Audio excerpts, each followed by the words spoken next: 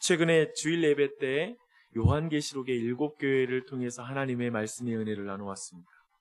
그런데 일정상 서머나 교회와 빌라델비아 교회를 주일날 말씀에서는 다루지 못했습니다. 오늘 마침 통독 말씀이 1장부터 3장까지예요. 그래서 이 두 교회를 간략하게 살펴보는 것은 우리 모두에게 큰 유익이 있을 줄 믿습니다. 우선 두 교회는 책망은 없고요, 칭찬만 받은 그런 면에서 공통점을 공유하고 있습니다. 근데 이 두 교회가 처한 상황도 매우 유사했습니다. 두 교회는 환난을 당했고 경제적으로 매우 궁핍한 그런 교회였습니다. 2장 9절을 보니까요, 주님은 서머나 교회에 환난과 궁핍을 잘 알고 있다라고 이렇게 말씀하고 있습니다. 빌라델비아의 경우에는요, 주님이 보실 때 내가 적은 능력을 가지고 있다라고 이렇게 말하고 있습니다.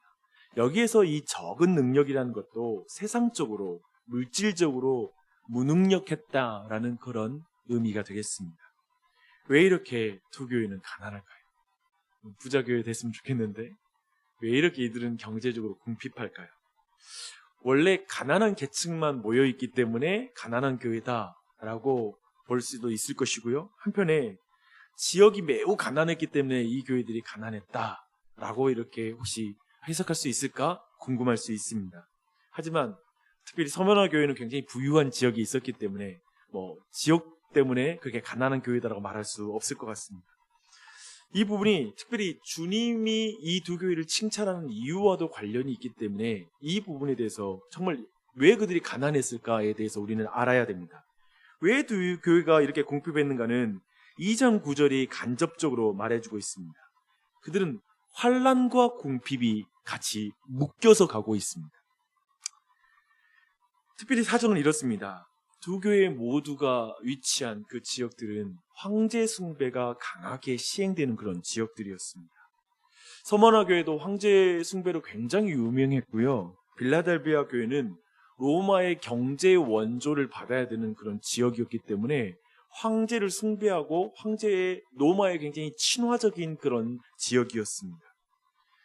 그래서 당시 특별히 그러한 의미에서 당시 산업 자체가 길드라고 하는 조합으로 움직여진 경제 시스템 안에서 그들은 모여서 먼저 황제 숭배를 행하고 이 조합의 모임을 시작하는 그런 경제 시스템을 가지고 있었기 때문에 길드에 가입하고 활동할 때 황제 숭배는 당연히 요구되는 자격 조건에 해당하는 부분이었죠. 그런 의미에서 그리스도인들이 황제 숭배를 먼저 서약하고 활동하는 그 활동을 하지 못했다라는 의미에서 그들은 가난한 계층으로 떨어질 수밖에 없는 상황이 되었습니다. 물론 초대교회에 가난한 사람들 많이 있었죠. 하지만 두 교회에 대한 말씀을 자세하게 살피면 이들이 믿음 때문에 주님을 따르기로 결정했기 때문에 지금 경제적으로 궁핍해졌다는 것을 분명하게 알 수가 있습니다. 마태복음 5장을 보니까요, 우리 주님은 산 위에서 제자들에게 이렇게 말씀하셨습니다. 의를 위하여 핍박을 받은 자는 복이 있나니 천국이 그들의 것입니다.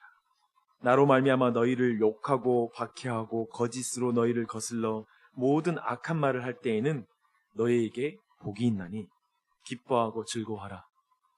하늘에서 너희의 상이 큼이라. 너희 전에 있던 선지자들도 이같이 박해하였느니라 라고 말씀합니다. 요한복음 15장에도 주님은 이렇게 말씀하십니다.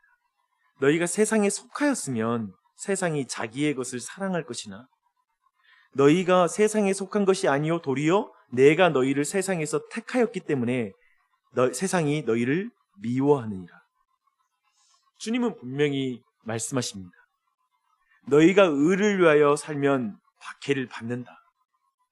좋은 말과 좋은 평판은커녕 욕을 바가지로 먹을 것이다. 너희가 소속을 하나님 나라에 두면 세상이 너희를 배신자라고 생각하면서 미워할 것이다. 서머나 교회와 빌라델비아 교회 모두 소속을 분명히 했기 때문에 세상에서 환난을 당하는 것입니다. 소속을 죽기 전에 밝히지 않고 살아서 밝혔기 때문에 지금 궁핍해진 것입니다. 가난해진 것입니다. 그렇죠? 세상은 두 교회의 이런 겉모양을 보며 저들은 자신들이 믿는 신으로부터 버림받아서 저렇게 찌질하게 사는 거야, 가난하게 사는 거야 라고 세상은 평가했을 것이고, 지난 주일날 우리가 살펴보았던 라오디게아의 교회의 신앙관과 가치관으로 본다면 저 교회는 현실 감각이 너무 떨어지는 근본주의 교회야. 저렇게 예수 믿으면 잘 사는 것인데, 복 받는 것인데, 예수 믿고 저렇게 사는 거 보면 저들은 하나님께 복을 못 받는 교회고 하나님이 싫어하는 교회임에 불명해. 뭔가 신앙에 문제가 있어. 도리어 이렇게 어쩌면 라오디게아의 신앙관으로 보면 이 두 교회는 매우 실패한 교회처럼 비춰질 것입니다. 그런데 진짜 교회를 평가하는 분은 주님이세요. 주님이 이 빌라델비아와 그리고 서머나 교회를 이렇게 보세요. 내가 실상을 안다. 너는 부요한 자니라. 너는 부요한 자니라. 이 의미를 지난 주일 말씀과 연결해 보면 잘 이해되죠. 이가 어떤 교회인지 말입니다. 두 교회 모두 예수 그리스도가 단련하신 금을 산 교회죠. 예수님의 보혈로 세탁한 흰옷을 산 교회죠. 그리고 안약을 산 교회입니다. 은금은 없어도 예수 그리스도가 있는 교회이죠. 중요한 것은 서머나 교회가 부유한 것은 서머나 교회도 모를 수 있고요. 그리고 세상 사람도 사실상 그 교회가 부유한 교회인지 모르죠. 하지만 주님은 그 교회, 실상은 너 부유한 교회라고 굳이 알려주세요. 아마도 서머나 교회도 자신들이 부유한지에 대해서 잘 느끼지 못하는 사람이 그 안에 있었을 거예요. 근데 아니, 너 부유해 라고 주님이 도리어 알려주십니다. 전 여러분에게 주님이 그렇게 하시는 말씀 듣는 은혜가 있길 바랍니다. 그런데 이 부분에서 세상은 말할 것도 없고 사실상 그리스도인도 보상을 기대합니다. 이렇게 믿음을 지키면, 만약에 이렇게 믿음 때문에 환난을 당하고 궁핍을 경험하는 모든 사람들은 분명히 보상을 기대하게 됩니다. 이렇게 주님의 이름을 배신하지 않고 주님을 사랑함으로 핍박을 당하는 교회에 하나님이 너희들 실상은 부자야 라는 말만 하고 입을 닫지 않으실 것 같은 기대감이 들지 않습니까? 그런데 이렇게 하면 뭔가 보상이 있을 것 같아요. 그런데 2장 10절은 이런 모든 기대를 깨뜨리는 말씀을 하십니다. 이것은 우리의 이 땅에서의 신앙 태도의 근본적인 교정을 가져오는 말씀이기도 합니다. 이렇게 말씀하십니다. 너는 장차 받을 고난을 두려워하지 말라. 볼지어다 마귀가 장차 너희 가운데 몇 사람을 옥에 던져 시험을 받게 하리니 너희가 10일 동안 환난을 받으리라. 내가 죽도록 충성하라. 어떠세요? 우리가 아는 예수님 맞습니까? 꺼져가는 심지도 끄지 아니하시고 상한 갈대를 꺾지 않으시는 그 예수님의 말씀 맞습니까? 사정을 잘 안다고 말씀은 하시나 주님이 현실은 바뀌어주지 않는 것 같습니다. 도리어 더 채찍을 때리겠다. 준비 단단히 각오해라. 그런 말씀을 하시는 것 같습니다. 그래서 어쩌면 주님 때문에 고난을 당하는 어떤 삶에 각박하고 어떤 거친 환경을 살아가는 사람에게 너무 가혹한 말씀 아니에요? 너무 강하게 키우시는 것 같아요. 그렇죠? 주님이. 그런데 도리어 우리네 신앙이 기복주의에 너무 찌들어 있는 것은 아닌지 돌아보셔야 됩니다. 예수님도 잘 믿고 세상적으로도 평안한 길, 예수도 좋고 나도 좋고 우리의 마음에 끊임없이 그런 길은 없나? 그런 생각을 우리는 해요. 굳이 핍박받아야 주님의 나라가 드러나나요? 성공하고 그리고 정말 돈도 많이 벌고 예수님 드러나면 되는 거 아닌가요? 라는 마음이 우리 안에 지울 수가 없어요. 사실상 우리는 기복주의 설교 매우 무시하죠. 오늘날 젊은 그리스도인들 기복주의 설교 매우 무시하고 우리 교회 매우 싫어하는 분들 많습니다. 성공주의 설교 굉장히 좋아하지 않아요. 사실상 그럼에도 불구하고 실상은 그리스도로 말미암아 희생을 당하고 오해를 당하고 환난을 당하고 경제적인 손해를 경험하는 건 참지를 못합니다. 그렇다고 해서 그런 신앙으로 가지도 못해요. 우리네 신앙을 드러내는 너무나 이질적인 생각과 감정이 우리 안에 상존하고 있습니다. 이상과 실상이 굉장히 우리의 삶에 갈등을 일으키죠. 제가 볼 땐 젊은 그리스도인, 특히 되게 이제 기존 세대에 대해서, 기존 교회에 대해서 비판적일수록 이 두 가지 실상이, 그리고 실상과 이상이 우리 안에서 갈등을 일으킵니다. 근데 저는 그것이 우리의 실력이 아닌가 싶습니다. 우리가 생각하는 부자는 여전히 세상적인 부자 아닙니까?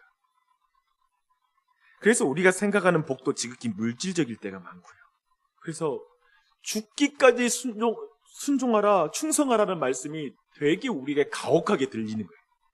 이 말이 너무, 내가 실제로 이 말씀 듣는다라면 이게 참 듣기 싫은 거예요.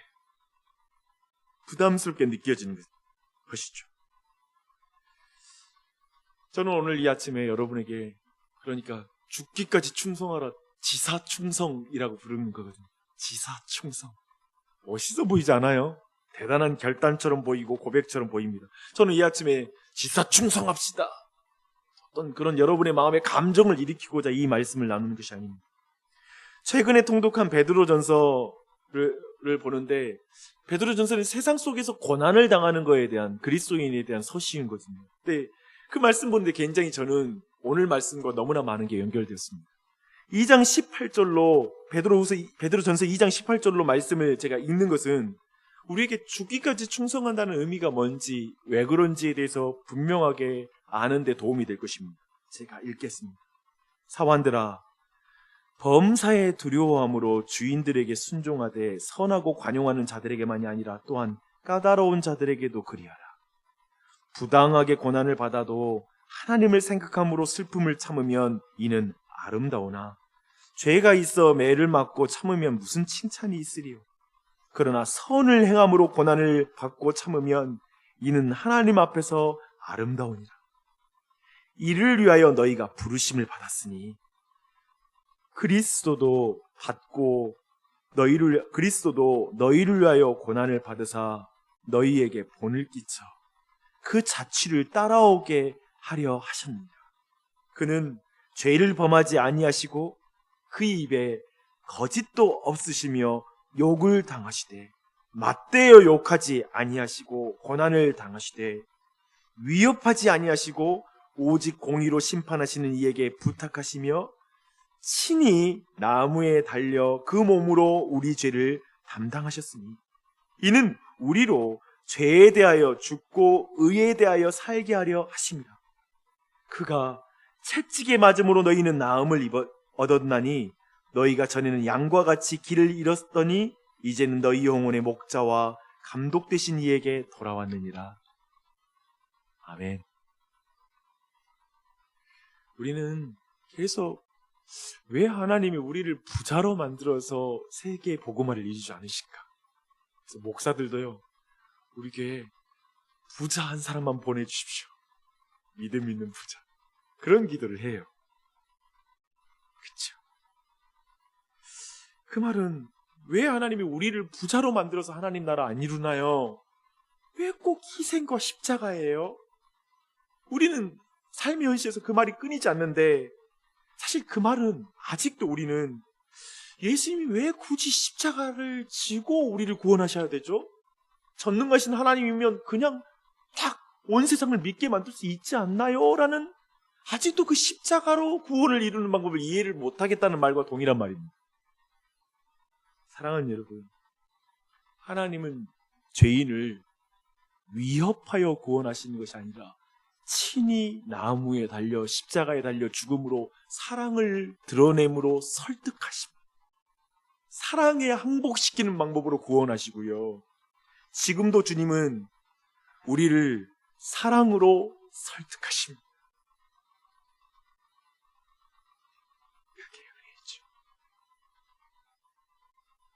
초림 때 예수님은 자신의 몸으로 직접 고난을 당하사 채찍에 맞으사 그 사랑을 드러내셨고, 지금 하늘 보좌 위에 계신 예수 그리스도는 그의 몸된 교회를 통하여, 그 몸된 교회가 고난과 핍박과 오해와 그런 모든 채찍에, 이 세상의 채찍에 맞는 듯한 그런 삶의 환난과 궁핍을 통하여 지금도 그 사랑을 세상에 드러내십니다. 이 원리가 바뀌지 않는 이상 아까 말씀대로 내가 부자 되어서 하나님 나라 드러냅니까? 라는 그 질문은 통하지 않는 거예요. 결국 주님 오시는 날까지 이 원리로, 즉 위협하여 이 세상을 복음화시키는 게 아니라 사랑을 통하여 이 세상을 복음화시키기로 결정한 이상 현실의 교회 그리고 우리네 인생이 우리의 세상적인 물질적인 실력으로 복음이 증명되는 게 아니라 예수 그리스도의 그 환난과 십자가를 지은 그 삶을 따라감으로 그 일이 이루어진다는 것입니다. 이게 안 바뀌는 거예요. 받아들이셔야 돼요. 받아들이셔야 돼요.